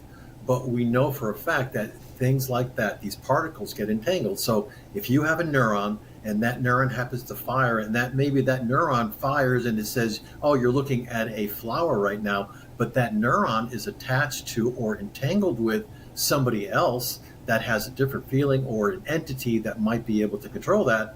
They have this like initial blast to you. You might say, "Oh, look at that flower," but there's no flower there. So there's this entanglement going on between neurons and brains and all of these ions that are flowing in your head. So, but I guess what I have difficulty with, I mean, it does sound like science fiction. We're not human And the like interesting that. thing is, if We're it's not. true, if what Jake is saying is true, the US Air Force never stopped operating the Stargate program. I mean, you talked about Hal Puthoff. There's there. more of course, one of our programs than friends, that. Hal, There's a lot more. was long ago in the 1970s through SRI involved in groundbreaking research with people like Remote Uri viewing, Geller, yeah, sure, yeah. looking at the whole issue of telepathy and psychic phenomena. My understanding is that, and of course this has been made into a Hollywood movie, the George Clooney movie, The Men Who Stare at Goats. Yes. My understanding is that the whole thing was poo-pooed and played down. But what really shocked me when I started doing the background research for this story, I looked at the history of the CIA's Stargate program. And even presidents at the time, President Carter, for example, were acknowledging that there had been successful use of things like remote viewing technology to assist in the recovery of an aircraft in one case. It does appear that while you've got the official position in modern science is that telepathy, psychic phenomena, that kind of non-local engagement of the human mind with something external, it's dismissed as nonsense. And yet it's quite clear, if you look at the succession of documents in the CIA archive, they've continued that research over many, many years. They never stopped. They're still doing it. Is this something you're familiar with? What do you know about the whole science of the idea that the human brain could possibly engage? I mean, this is the thing about stupid psychology is that you have these idiot psychiatrists and more psychiatrists than psychologists and stuff like that say that you're thinking things or you're crazy and thinking these things are real and stuff like that. I would have been put in a mental institution if my father and others would not have said that this stuff could be real, from working at secret installations and knowing that we have some of these UFO craft. I'd be in a mental institution today, which is complete bullshit. And it's actually having abilities, psychic abilities, and being able sometimes telepathy. This stuff is real. And if the CIA is doing this stuff, remote viewing and everything, and the thing is, they want to keep it quiet because they want to weaponize this stuff. They're about using it for weaponization, military purposes, instead of used in peaceful ways, like healing people, which we can. We can use some of the stuff to heal people and to communicate in peaceful ways. On an extragalactic level, we can use psychic abilities. On an extragalactic, we can go across the stars to communicate as well. Earth and the atmosphere does not stop what our psychic telepathic abilities could do. It's limitless. It's limitless and everything. And what the government is, they want to keep this agenda going where people are crazy to believe in this stuff or to know about this. We want to keep it locked and in a locked box and everything else. With something outside of the human brain, other than just normal verbal or written communication. So, ironically, I worked for Hal in his institute in Austin for 11 years, and one of the experiments that he asked me to do was, he said, if I took two sentient objects and I separate them, and if I took two sentient objects and I had them together for a little while, and then I separated them, and I convinced the other ones that there is no physical connection. Like, I put them in a Faraday cage, I put a barrier, and I do something sinister to one of them, will the other one react? Or if I do something really nice to one of them, will the other one react? So we took epithelial cells and we put them together, and they let them entangle, separated them, and maybe we put a little some Clorox or something bad into one of them. And after enough trials, we found out that we can get two cells to communicate through a barrier, through either a Faraday cage, meaning that there's no electromagnetic signals, or we had them enclosed so there's no chemical signal, no fermions or anything. But we got them to communicate. We had enough statistics to show that there was actually communication. So that's suggesting that there is something about sentient life, including intelligent human life, that has a capacity to communicate that we don't yet understand. I'm just wondering, it's a long shot, but have you watched or listened to the telepathy tapes at all, which is this new... I did not. I've been advised to. They said it was very interesting. And what I'd like to do is I'd like to kind of stay more down into the to the actual, how the mechanisms that happen, as opposed to how people are actually implementing this great science. It's funny, because when I first got into the Jake story, it's a bit like alien abductions. I don't for the life of me know how to report the allegations of alien abductions. And it's one of those stories that I don't stay away from it because there are many good people I'm talking to who tell me it's happened to them. But for the life of me, I don't know how to report it. And similarly with the allegations of psionic or psychic phenomena being behind how we are flying, actually operating in some cases, or perhaps remotely controlling these craft. Yeah, or at we least do with the mind, telepathy, use that has telepathy, implications psychic which are stuff absolutely to extraordinary. use those craft. But from what you're telling me, you wouldn't rule it out as a possibility. No, so the mechanism, I think that we can definitely say that it happens. What the actual underlying mechanism, is it entanglement? Is our ion channels being entangled? That we don't know, because we've never actually been able to isolate that. It's more of a hypothesis. Do you It find just it plausible is. that It sections just of the is. defense and intelligence... Science is stupid. Get rid of science. It's a problem. It just is. You don't need stupid science. It's in the Stone Age. Okay? It's like Neanderthals. Like they're Neanderthals. It just is. Telepathy. Psychic abilities. It just is. Stop with the science bullshit. Okay? It just is. It's just there. Intelligence community could have secretly worked on psychic phenomena like this. I mean, the implications of this are that there are people, psychic, psionicists as they call them, who are working secretly with the US government. I'm told, allegedly, a lot of them are people of indigenous Native American background. Do you find it even plausible a secret like that could be kept in this day and age? That's, I have spent a lot of time in the government, and it's like everything is, isolated, and there's a lot of pockets within the agencies that do special projects. And I know that I've been on some with the DARPA initiatives and things like that, where you don't talk about this with anybody. So I would believe that there are these projects out there that might be looking at this. But do they matriculate up to the top? I don't know. And have you ever heard stories of a retrieval program of non-human craft yourself during your work with BAS or OSAP? Sure, with Hal. I mean, I know Hal, about that's this what stuff he for spent decades. 15 years trying to do, is get the technology. So I went with him to Congress, and I sat there in meetings with him trying to explain to the people, the Senate Armed Service Committee and those kind of committees, what we're trying to do and trying to get some of these items, because that's what Hal's lab was all set up to do, was to investigate this. So, yeah, I've been watched Hal frustratingly trying to get a hold of this stuff. What do you think is going to come out of Jake Barber's allegations? You've seen the story.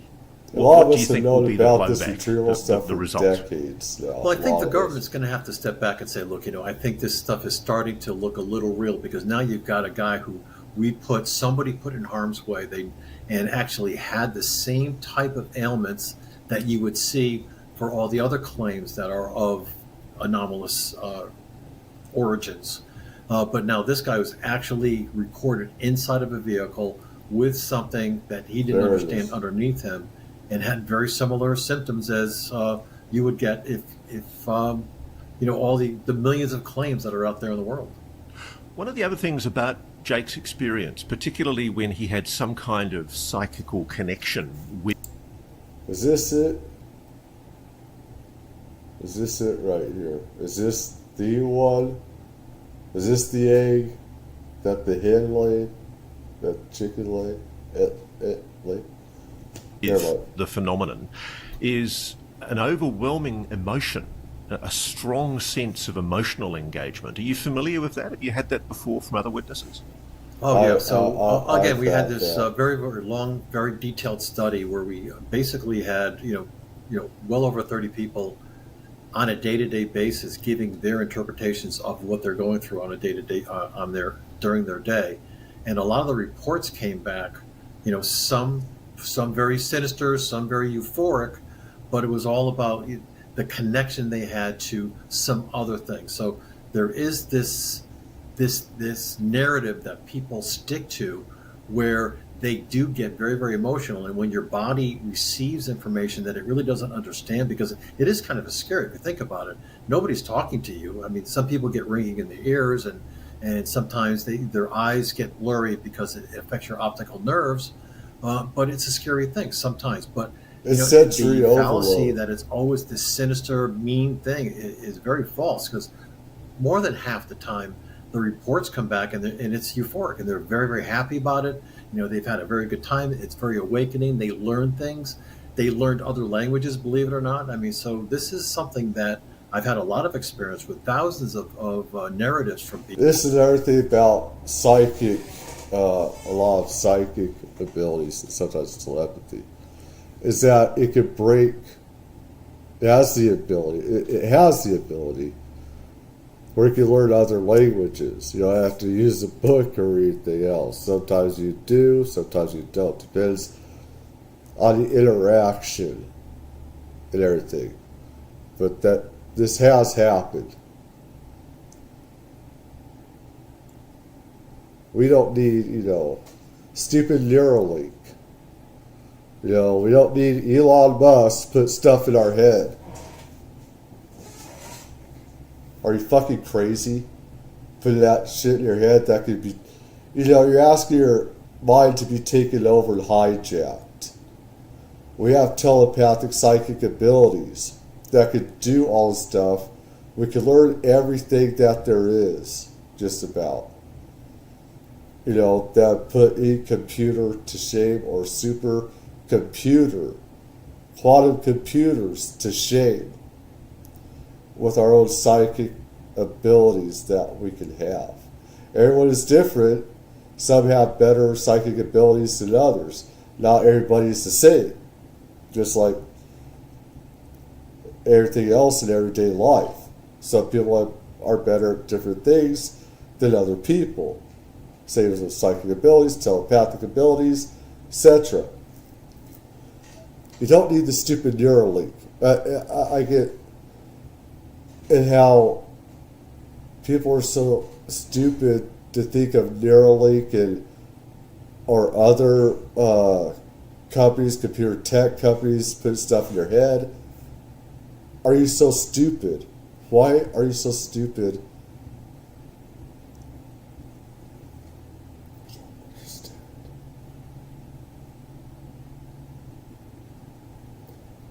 It's just people do. I've always known about this. I've always known about this.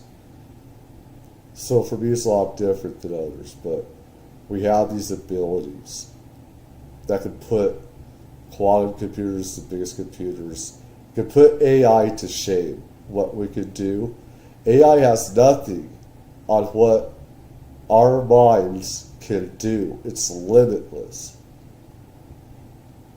And there's so much evil with AI and how it could replace humans and how it is replacing humanity and stuff like that, and how it will do that,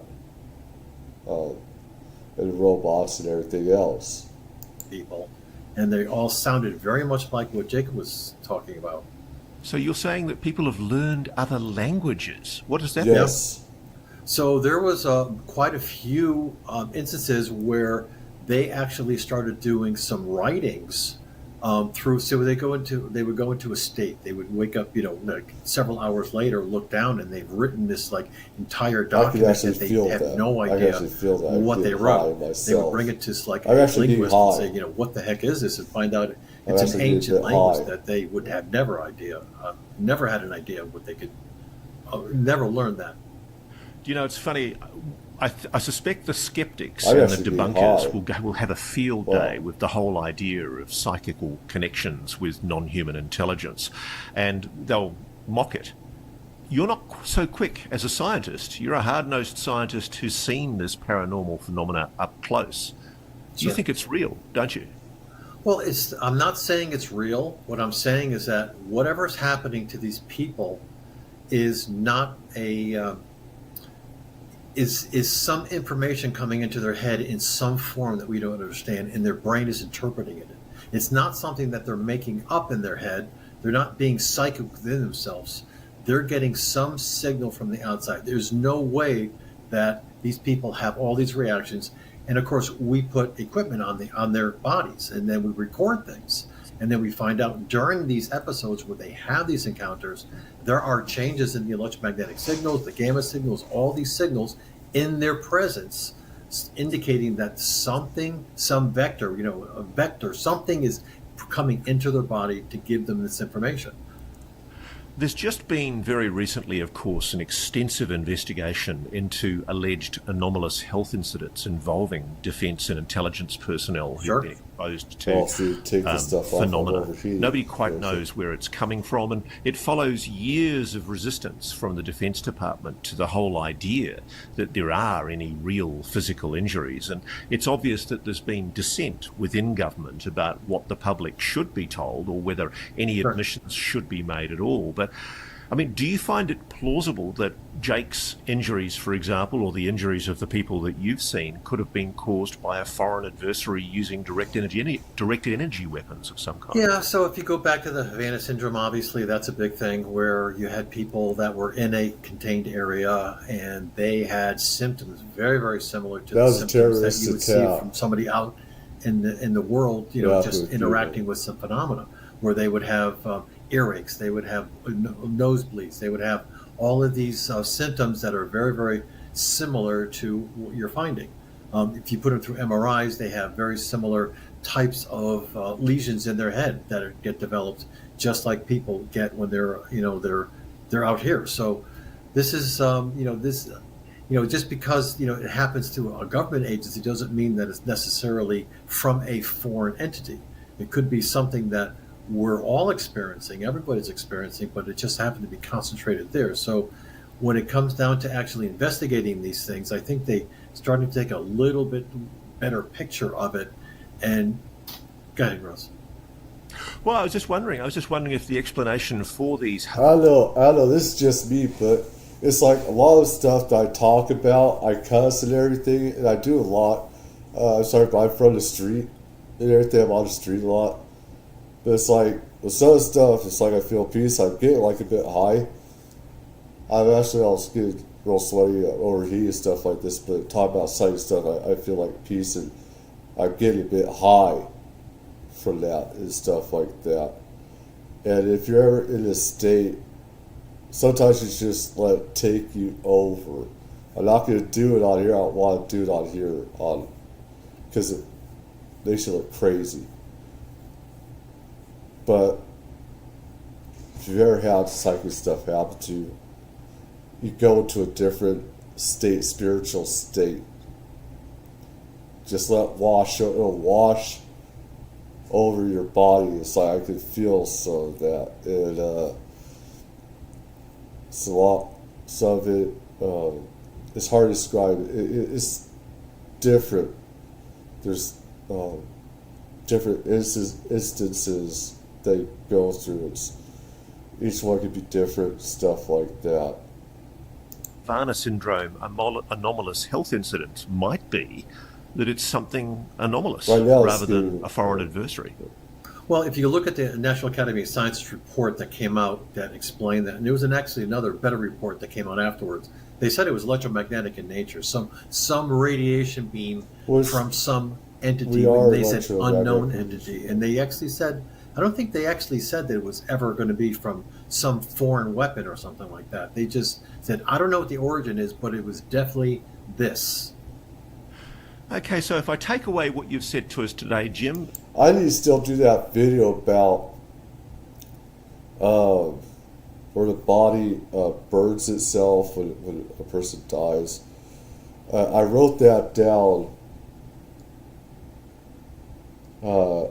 It's where the body burns to ash. My dumbass idiot self always forgets what is, but a lot of people don't know how it happens. And it's actually it can actually be a good thing when your body burns to nothingness. It always happened to me in one of my near-death experiences, where my body just soaked through like 3 feet of this bedding, and the nurses had to throw out the bed that I was on because my body, just all those liquids from my body just went out of my body.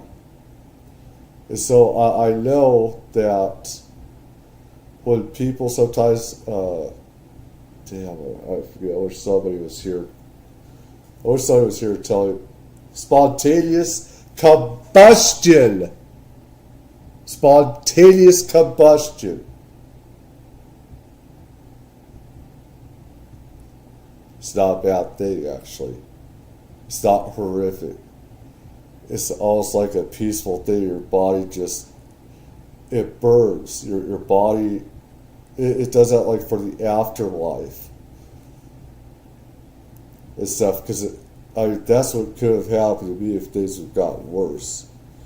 But I'm glad that what happened to me did happen to me, because now I know that spontaneous combustion is not bad. It's actually, it's not really that violent. People think that it is, where your body just turns on fire, turns to ash. It's actually really a good thing. It's where your body just turns to energy. Your body just decomposes itself real fast and everything. It's actually not a bad thing. And if you look at spontaneous combustion in other reports,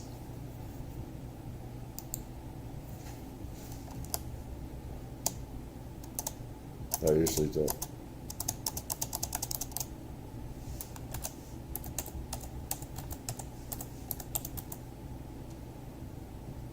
Combustion.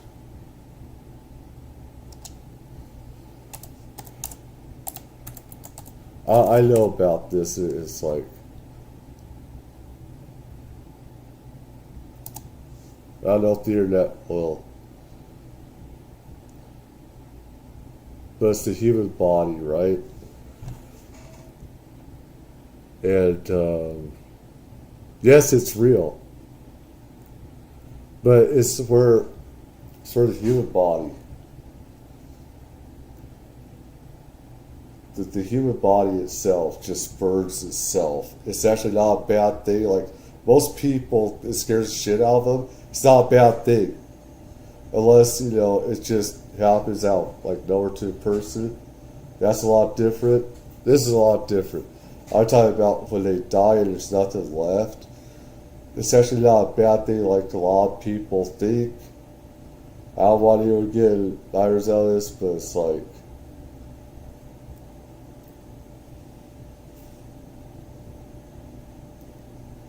spontaneous combustion itself. Authorities are investigating a separate Oklahoma house fire. This was pretty strange and unusual It's case. definitely Investigators say the paranormal. man inside may have spontaneously combusted. This happened in Sequoia County on Monday. Now, neighbors say they saw smoke coming out of the house. So once crews got inside, all they found was a man's burned body, but nothing else inside the home had been torched at all. So right now, they are investigating this as a suspicious fire, but crews say it could This is be also that happened with spontaneous me. human combustion. That's when fire burns inside the body. Yes, it's real, you moron. It's very real. Yeah. When I was a kid, I had some pretty irrational fears. I was afraid of ghosts and convinced that my house was haunted. I was afraid of demons and goblins, like you do. I was afraid of satanic cults, which were apparently all the rage in the 80s. I just knew I was going to get whatever those kids had on the Jerry Lewis telethon. I thought I was a werewolf for a brief period of time. Kinda came true. And I was terrified beyond words of spontaneous human combustion. Right. Who would have known, Mom and Dad, that giving your impressionable young child all the Time Life Mysteries of the Unknown books would lead him to someday worry that he was gonna burst into flames? Who would have known? Well, the thing is that it's your time to go. It's just, death is a natural thing because it's the flesh, our bodies. I want to do this without people getting nightmares and stuff. And I think I accidentally went across that line. Okay, no matter what, our bodies are going to die. From the moment we are made, by sperm and vagina, the egg, fallopian tube, male and woman, stuff like that kind of thing. As soon as we are made, we also, come out. We start to die as well. Goes in, process, etc., etc., etc.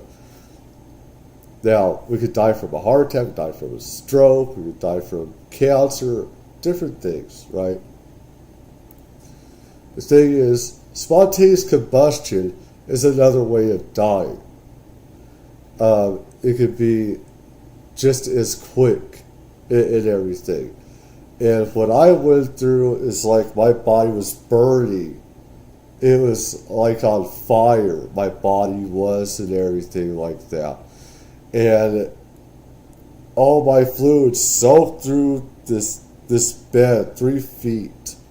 It soaked through. The nurses couldn't, they had no idea what had happened whatsoever. They had to throw that 3-foot mattress this big, okay? They had to toss it out. It smelled and everything, okay? It said there's no way they could salvage it and stuff. But now I know one of the reasons for human spontaneous combustion and stuff like that. There are other things that could cause that as well, with the body and stuff like that.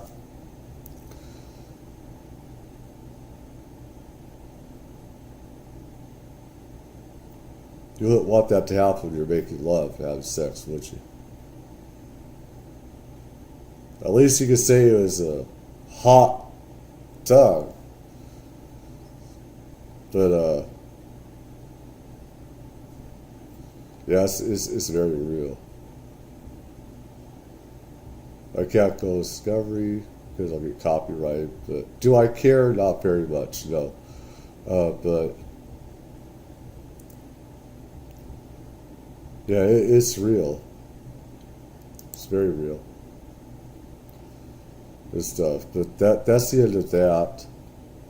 And Neuralink, we've been through that with psychic abilities and everything that people can have. You don't need these stupid Neuralinks to gain intelligence and to learn other languages. We have chi, we have ki, we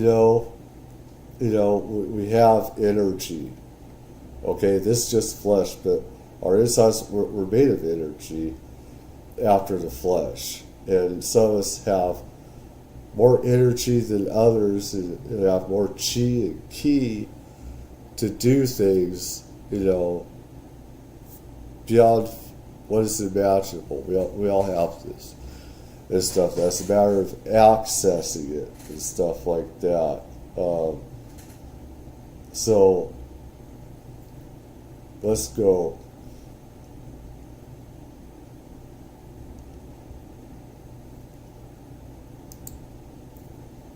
I've already, but This is a brand new product just revealed by Mark Zuckerberg and Meta. It's a pair of fully holographic, augmented reality glasses. They call it Orion. Mark's belief is that products like Orion, the Meta Quest, and the Apple Vision Pro will become the next major computing platform, an evolution beyond the smartphone. And Zuck may be correct in his prediction, but let's be real here for a second. Does anyone... Listen, I love some gaming stuff. I love some games.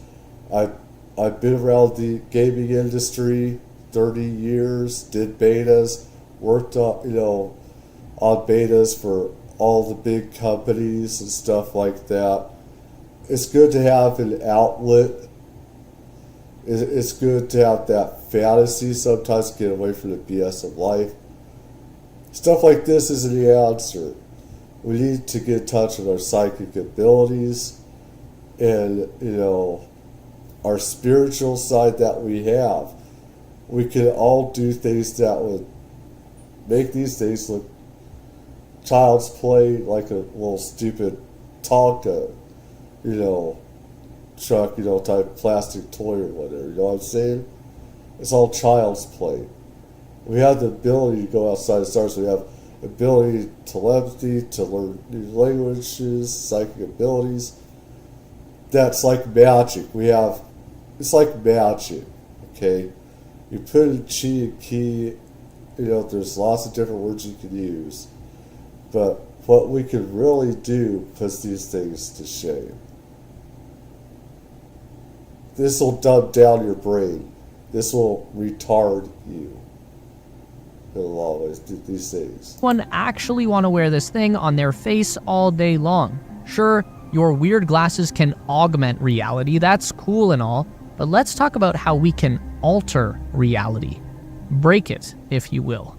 And that's a project that Elon Musk has been working on for the past 8 years now. Of course, we are talking about Neuralink. If augmented reality is the next evolution of the computer, then Neuralink is the final form, the Omega, if you want to keep the ancient Greek references going. While Zuckerberg was out shilling his new glasses, Neuralink was busy securing approval for a new implant that will pipe computer vision directly into a person's brain. Blindsight was just classified by the Food and Drug Administration. Imagine, law enforcement, because law enforcement and the government are going to want to access all the stuff that goes into your head versus psychic, telepathic abilities that we have, where we don't have to worry about being watched, Big Brother watching us so much. You know what I'm saying? You want them going through all your thoughts, your dirty thoughts, your homicidal thoughts, and whatever type of thoughts, and everything else. No, you don't. As a breakthrough device. This essentially means that it's been fast-tracked through the development and review process in order to get this device into human patients as fast as possible. Elon Musk has said the blindsight device from Neuralink will enable even those who have lost both eyes and their optic nerve to see. It will even enable those who have been blind from birth to see for the first time. To accomplish this, Neuralink will replace humans. I gotta say, with psychic abilities and stuff like that, you don't need that either. You have the mind side. You have a mind side, you can see everything outside the body. You can see in back, you can see outside your body, you can, see things in space. Puts this junk to shame. There's a lot of reasons why Elon Musk has wanted to keep ETs and UFOs a secret. He has a lot to lose, with stuff, the truth coming out, including fossil fuel companies and everything else. So, human eyes with small digital cameras, much like those that Meta is using in their augmented reality glasses. And then the difference comes in when Neuralink cuts a hole in the person's skull and sews a few dozen tiny wires into their brain. You won't find that on the Meta product roadmap. What Neuralink is doing here will be to create a wired connection directly into the visual cortex of the brain, which spans both left and right hemispheres. So really, there will need to be 2 holes in the person's head. Again, the process here is not so different from the Facebook glasses, where those employ miniature projectors to take digital code, convert that to electrical light energy, and overlay it on the lens as visual information. Neuralink will take digital information from the camera and convert that into an electrical signal that's transmitted into the brain, which will then be stimulated into displaying that camera feed into the patient's field of view. Now, that sounds a bit crazy, and it is, but we have to remember that our entire experience of the world is provided to us by input devices. The eyes, ears, finger, tongue, they're all just a big network of sensors that pipe electrical signals into the semi-solid biological computer that sits inside your skull. This is the thing, is that they're only thinking of things as human. Will we be much more? We're much more than that. If you think like a human, you're keeping yourself locked in this locked box when we can be a part of the multiverse and other dimensions and everything, that we have abilities that have yet to be found or unlocked that we have right now, and everything. How, and this is a problem, is that big tech can only see in terms of hardware and software. We're much more than that. We have souls. Our souls are forever. Our energy is forever. It's infinite. The bodies are not. We also have reincarnation and stuff like that. We're much more than this stupid stuff that's being talked about in here. The psychic abilities and all this other stuff. Our bodies are obsolete.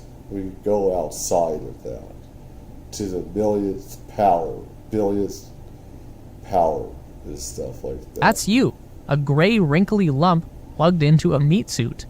And that's existentially a little bit terrifying, but we can either let that keep us up at night, or we can use our knowledge of science and biology to exploit the system, to hack the human experience. If you think too much about how science is, you're to be put back in the Stone Age. And the way science is now, we have a bunch of Neanderthals running it and stuff that are back in the Stone Age, instead of moving forward with what we know about ETs and what the CIA and the government's using with remote viewing, psychic abilities, telepathy, and human energy and stuff like that, what we can do. So, experience to break reality as we know it. This is something that Meta cannot do. In an interview with Cleo Abrams, Zuckerberg admitted that haptic feedback is not possible with augmented reality. The glasses can show you any experience, but they can't help you feel it. Zuck also relented that smell is a critical component of an immersive experience, but would be an incredibly difficult challenge to bring to augmented reality. I'd even argue that these aspects are just straight up... Except you don't need technology to do it, or whatever. You don't need to have stuff inserted. You don't need to have hardware and wires inserted everywhere. And keep in mind, this stuff can kill you as well. Impossible to ever deliver with a wearable device. With a brain-computer interface, on the other hand, there is no theoretical end to the possibilities. Now, let's take another quick reality break here. As fun as it is to harp on Zuck, although gotta admit his new haircut is a massive improvement towards looking like a real boy, easily the best decision he's made since the whole Facebook thing, but these Orion glasses are definitely one of the most insane products we've seen in a long time. They are very impressive, and they do exist in the real world, even if they also make you look like a dweeb. And I'm not exactly doubting Zuck's prediction that this kind of wearable augmented reality AI interface technology definitely could overtake the smartphone as our mobile computer system of choice. That could happen within the next 10 years. So Meta has a very powerful head start. They have time on their side. On the other hand, what Neuralink is doing with Blindsight is still pretty far from being anything that will make for an impressive tech demo. Elon has even said this himself, and when Elon Musk is not being ludicrously optimistic about one of his own products, you know that this is real. Quote, "To set expectations correctly, the vision will be at first low resolution like Atari graphics, but eventually it has the potential to be better than natural vision and enable you to see in infrared, ultraviolet, or even radar wavelengths like Geordie LaForge." And any kid who ever strapped a headband to their face and pretended to be Geordie knows how cool that would be. It's also... That is actually very cool, but I mean, the thing is, if we can learn about our own psychic abilities and learn this stuff, we won't need any of this Neuralink or Meta stuff or whatever, and who knows about the surveillance, the no privacy that we don't have with stupid technology. I hate how technology is today and how there's so much surveillance around. Nothing is private. If people knew what I do about how many, just on this one site, how information I'm on is being swapped thousands of times right now as I speak to you. Things are being swapped, information. My information is being sold, so is yours. And everything is being sold, all of our data and stuff like that. Most private stuff as well, which is why I hate it so much. So imagine all the surveillance and law enforcement groups look at us and what we're looking at and everything else. I want them out of that. Anyways, I think I have more stuff I wanted to do, but I didn't do that. I didn't do a late night, I think, for this part of the stream. I think I'm going to end it here. Please leave a like if you like it. Tell me what you think. And stuff. I hope everyone has a great rest of their night. I didn't continue on with adult chat about some stuff. This I wanted to do with the paranormal and UFO stuff that I know, near death and psychic stuff that I have my own experiences with and everything. So, see everybody in a little, whoever is there for